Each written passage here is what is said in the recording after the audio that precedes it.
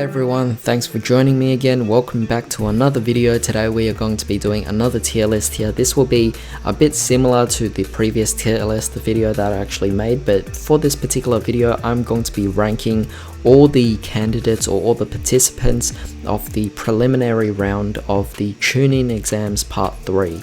So with that being said, we have quite an interesting array of characters over here, but yeah, 20 characters. I'm not including Kabuto, but honestly Kabuto would actually be the strongest among them. I mean, if you think about it, Orochimaru did actually say that Kabuto was around the same level as Kakashi, so it makes it quite interesting that if Kabuto was actually on this list, would he actually be the strongest? But I leave that opinion up to you guys, so definitely let me know what you think about that. However, if you guys managed to enjoy this video, then definitely leave a thumbs up, it really helps. And also don't forget to share this video as well. I'd like to hear everyone's opinions on this.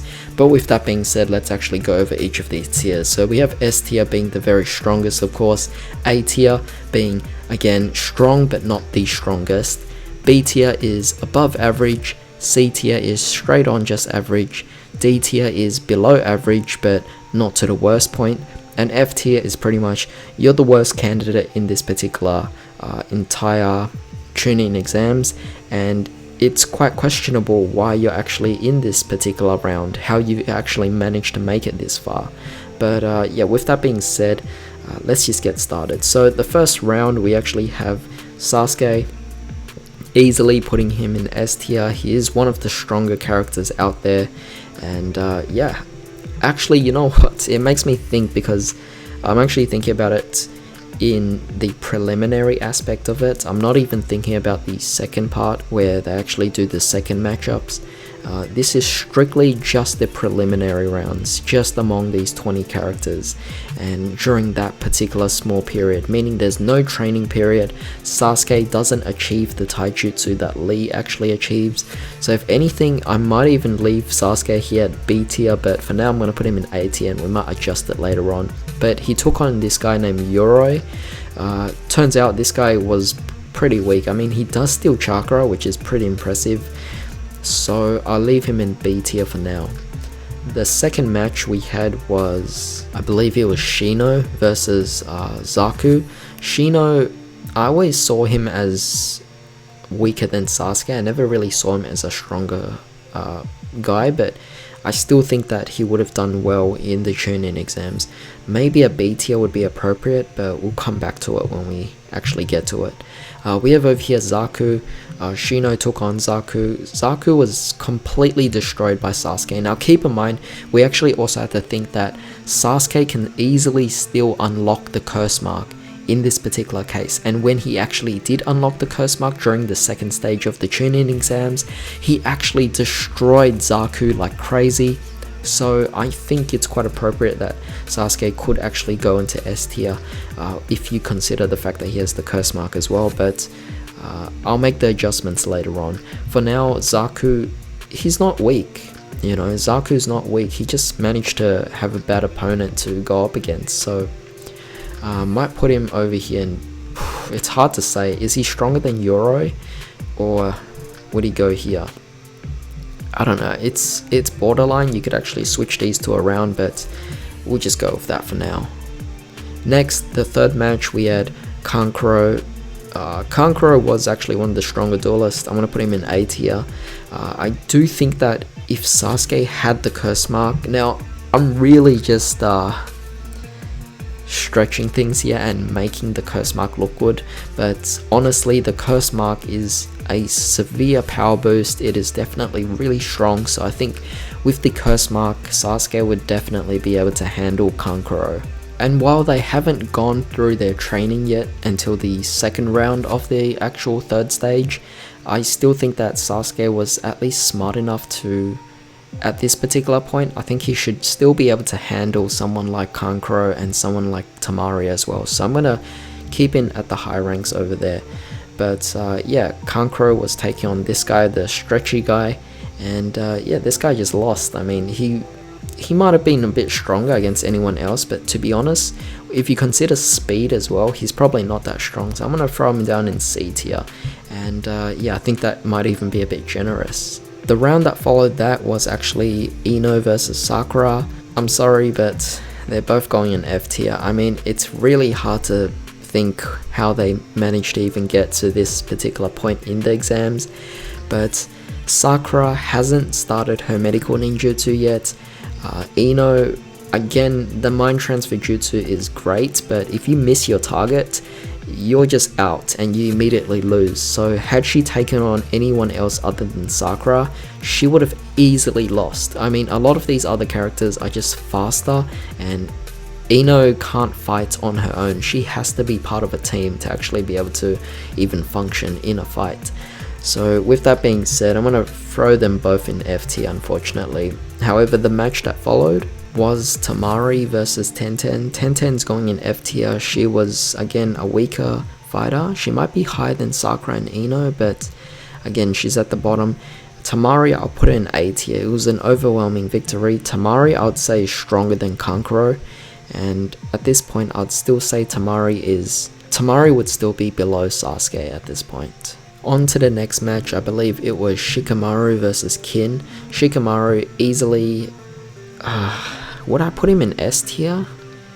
Maybe. I mean, at this point he might deserve S tier because he could outsmart a lot of these guys. I think it's more so just after the training these guys managed to get stronger. I think maybe Sasuke would actually go in S tier because, look, curse mark Sasuke, if you have that overwhelming strength, Shikamaru can't do anything. It's over.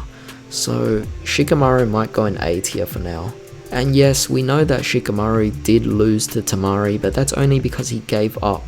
I think had Shikamaru actually, yeah, he did run out of chakra, but even so, I still feel like if Shikamaru wasn't that lazy, he would still be able to pull it off. But moving on, of course, we know that Naruto will go up against Kiba next. Kiba is actually a very fast fighter, so if anything, I might give him somewhere around B tier. And you know what, someone, I'm not going to mention who, but I was actually pointed out in the previous tier list that Kiba was actually stronger than Shino, and the more I think about it, the more I actually believe it, because if you think about it, Shino has his bugs, which are all small and all, but Kiba has speed, he has taijutsu, which at this point Shino is severely lacking, and if Kiba is able to go into Fang over Fang, it's pretty much all over for Shino. He's just way too fast, he's way more aggressive, his attacks are purely physical, and with Shino being a more further distance fighter, a mid to far distance fighter, Shino doesn't really stand a chance. So if anything, I definitely would actually have to say that Kiba is the stronger one here. However, as for Naruto, he was quite unpredictable. If Naruto had actually gone into 1,000 shadow clones, it would be over for a lot of them. So again, I'm putting Naruto in S tier. With the overwhelming numbers, it's really hard to get out of it. Even Shikamaru would have trouble going up against 1,000 clones when you think about it. So Naruto easily up there. You could actually swap Naruto and Sasuke around. They're both pretty interchangeable, but for the time being, I leave them both there. The following match that came after, I think, was Neji versus Hinata. Neji, if he could go into 128 palms, it's over, and I'm pretty sure he could easily go into 64 palms as well at this point, even without the training in the second part of it. But yeah, at this particular point, he might be able to get to Shikamaru as well. They, again, might be a bit interchangeable, depending on what, because Shikamaru is technically smarter and could strategize to get out of it, and Neji does require himself to actually go into close quarters against the opponent, so as long as Shikamaru keeps his distance, he should be fine. But yeah, Neji and Shikamaru could be interchangeable at this point here. However, if he touches anyone, he pretty much just stops them. That's why I kind of put him higher than Tamari and Kankuro. I actually do think that as he was analyzing the fight against Tamari and Tenten, he did not break a sweat. He wasn't too surprised as well. So the fact that he actually wasn't really too worried about it goes to show that he felt that he was confident enough to beat someone like Tamari. and I believe it. As for Hinata, unfortunately, you can have the gentle fist, but if you're not willing to put yourself out there, you're not going to get anywhere. So I'm going to put you in D tier, unfortunately. I'm actually going to move Zaku and Yoroi down to C tier as well. I think that's quite appropriate. Hinata might even go into F tier because having a really kind-hearted nature, she is definitely incredibly weak if you think about it. So I might even put in F tier. I'm sorry, but all the Leaf Village women, they're all in F tier, unfortunately. Stretchy guy in D tier, maybe, yeah. Next we have, I believe, no, Shikamaru was going up against Kin. I forgot about Kin. Kin is okay, I guess. She was more so doing hallucinations. Yeah, she wasn't necessarily using genjutsu, it was more so she was just using it as a means to make the opponent hallucinate so that she could get through. But she was easily outsmarted by Shikamaru. Yeah, and she kind of relied on throwing Senbon with bells, which was more of a taijutsu kind of move. So with that being said, she is definitely one of the weaker ones. I'm going to put her in D tier as well. Bit interchangeable around here, but it's fine. Next we have Gaara versus Lee. Both easily in S tier. Gaara has an ultimate defense. Lee has the 5th gate, and yeah, it's just really crazy. I'm easily putting them in S tier. I think you guys might agree with it. Yeah, some of them might go down to A tier. I'll keep it at that. The final match we have Choji versus Dosu. Dosu was actually quite smart, so I'm going to give him a B tier though.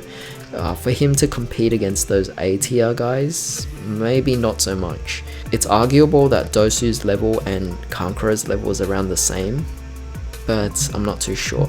I think Dosu is stronger than Shino because of the fact that his technique seems to be a lot more effective than Zaku's, and against Kiba he might actually be able to make his way through as well. So high B tier, close to A tier.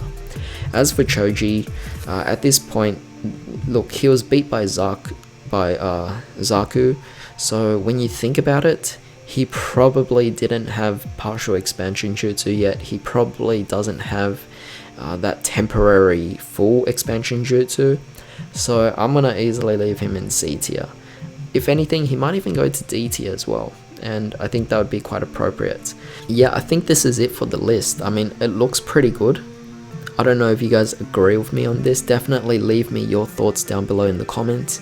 And yeah, like I said at the beginning of the video, do share this video, like this video as well if you enjoyed it, and subscribe for more videos just like this. But with that being said, I hope you guys have a great day. This is Enigma signing out.